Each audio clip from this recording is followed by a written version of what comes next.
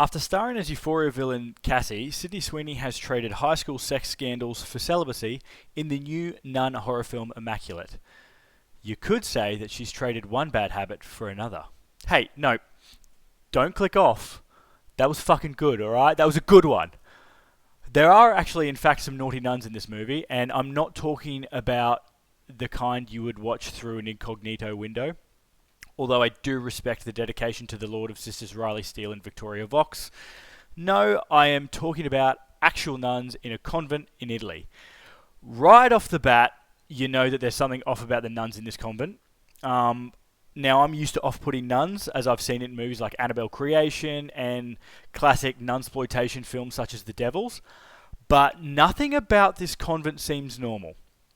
First off, why are there so many good-looking young people in this nunnery? Like, I had no idea the pipeline to the Victoria's Secret runway ran through the nunnery. Secondly, why is the head priest a good-looking ex-scientist? Is he the forbidden fruit? Is he there to test the nun's faith?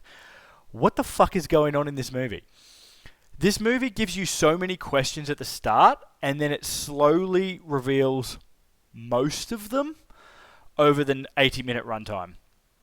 I would bet the absolute house that director Michael Mohan loves like late 90s, early 2000s horror.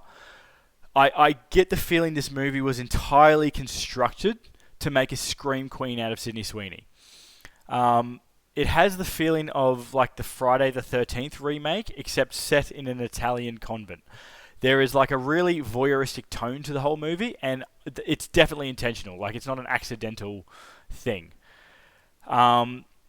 The Italian gospel singing is perforated by like whisper, whisper, bang jump scares, and there's plenty of like slow pans around beautiful chapels that are often hiding something similar. Like, you know, you'll see Jesus on the cross, or you'll see some really weird, twisted like statue, which, you know, all good nun films have that, spooky nun films. However, when I was watching, I couldn't help but think there's like a lot of softcore nudity in this nun movie. And then as I was watching it, my friend Steph leaned over, who I went and saw it with, and she said, there's a lot of nun nipple in this movie. So, it's not just me that thought that. Then, as if Mohan himself had heard us, there was like an impromptu bathing scene that for some reason only the young nuns were invited to, and they're all in white linen, and they're all in a bathtub, brushing each other's hair, like a scene out of Slumber Party Massacre 3. It was really quite odd. But this movie's taught me two things. One, Sydney Sweeney can definitely transition to be a scream queen. And two, God fucking apparently loves wet t-shirt contests. That's what I've learned from this movie. Welcome to Spooky Nights.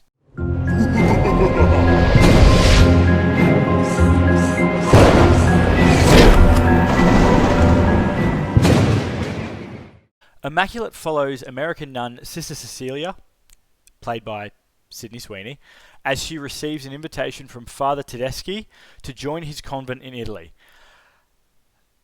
Which basically, it serves as like an aged care facility for dying nuns. When Sister Cece arrives, she runs into the usual Nunspoiltation characters. You've got your passive-aggressive senior nun, your friendly former fuck-up turned nun, who's funny, and of course, the previously hinted at all-too-charming Father Tedeschi. As she starts seeing some really weird behaviours and rituals from the other sisters at the convent, she is struck with quite a severe case of immaculate conception. Yes, hence the term immaculate. And we learned that condition could be terminal. I know God saved me for a reason, but I guess I'm still searching for what that reason is. Too much blood of Christ. It's a miracle. You are with child.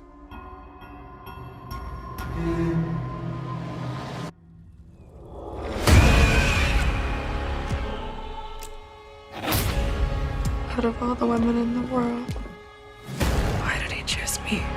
How can we trust what's inside you? Now, this movie is technically solid. The score is great. There's a lot of gospel singing, even chucking in an Ave Maria. Who doesn't love an Ave Maria? The setting is generally beautiful, although it's shot in Rome, so it's sort of like, well, that's done half the work for you. There is an escape scene in this movie that reminded me of like a Scandinavian horror film, like blood covered running through a field. That was disturbingly beautiful. And the gore effects are really quite good for the most part, although I did catch some pretty obvious CGI in two scenes. There are some scares and scenes that made me wince. Specifically one with the Mother Reverend and a bedsheet that was so fucking gross. I kind of wish there was more of that, because it shows that Mohan does have the guts to try some really disturbing set pieces. The acting's fine. Like, Sister Sydney Sweeney she's good in this. Like, she doesn't have a lot to work on. There's a lot of, like, lip quivering and her, like, walking around with a candlestick, being scared. But she does it quite well. There's a screaming scene at the end that seemed to be like her, almost like her audition to be like Toni Collette in Hereditary. You know what I mean? Like, there was a close up just fucking screaming, and it was pretty good. She does this pretty well. I could definitely see her doing more horror films. Like, she's pretty fucking good in this. But this movie it's such a mixed bag. I end up having a good time watching this, but it's because I watched it with friends. I think if I'd gone and watched this on my own, I wouldn't have had anyone to like react with. And this movie has a lot of shots to make you go like, what the fuck? And start looking around the room. It is, and I said this before, this movie is so late 90s, early 2000s horror. It's crazy.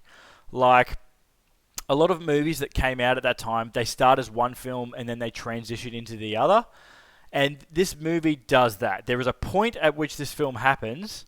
Like 80% of this film is like a creepy slow burn religious movie. And there are slow pans of creepy chapels and exploring forbidden rooms by candlelight. And of course, there's a crazy old nun who says weird stuff that everyone else just seems to ignore because she's crazy. And then you reach a terminal point in the movie where the rest of the film is like a drop on a roller coaster.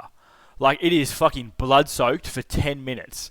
I kind of wish the movie had either been more slow burn, creepy religious horror, or had turned batshit at an earlier point, because the final 10 minutes pretty much had everyone in the theater going like, what?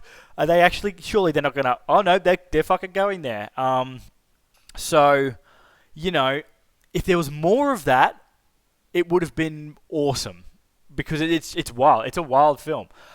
If you have a group of friends that you like seeing horror with, this is a good one for that. Like, get them together and be ready to grab a few margaritas and debrief after this movie, because like, you'll want to say like, what the fuck? What about the bit with I can't believe they, they fucking went for it in this. And it shows me that Mohan's like, he wants to do, he's got it in him to do really fucked up shit, like really disturbing stuff. He pulled the trigger for 10 minutes. Pull it for 40, man. Give me 40 minutes of chaos. Let's go. If that doesn't sound like your thing, like you wouldn't want to go to the cinemas and see that, wait until it's on streaming and have like a good old horror movie slumber party. Like, this would be a good one to see with like a group of 5 friends getting pissed, watching a movie with popcorn. Like, it would be good for that. I recommend watching this if you like Nunspoiltation films. The Devil, The Omen, The Nun. If you like those sort of films, this will be up your alley. If you love Sydney Sweeney and you want to support people as they go up, like I want there to be more horror movie actors. I want there to be more Toni Collettes, more Mia Goths. So Sydney Sweeney could do that. I'm happy to support that. If you love early 2000s horror, like House of Wax, Freddy vs. Jason, the remake of Friday the 13th, lots of bloody shots and boobs. This This'll make you happy. I don't recommend watching this if you want an intricate plot and lots of character development. There's not a lot of that. This is very thin on plot. There's some, there's some egregious plot holes in this movie, but it's fun. If reproductive horror is a trigger for you, this has a lot about pregnancy and childbirth and, losing your body autonomy. I get it. If that is a trigger for you, stay away from this one, because pretty much the whole premise of this film is based around like spooky childbirth. So stay away. All in all, this is a good film. It's not great, but it's good. If you do want a really well done, creepy, slow burn, like fanatic nun film, Saint Maud is fucking fantastic. And director Rose Glass currently has a film out in cinemas, so like that would be a good pre-watch. You could do them as a double bill. It's really good. And it's actually fucking disturbing and creepy. If you did like this, but you wished it was more about like pregnancy, you wish that there was more horror, there was more like straight up horror iconography, check out Hoysera, the Bone Woman. It has a lot of pregnancy body horror in it, and it's like you mix this with The Grudge a little bit. And it's very creepy and it's very good. So check it out. As always, thanks for watching, and hopefully I'll see you next week for another review. Peace.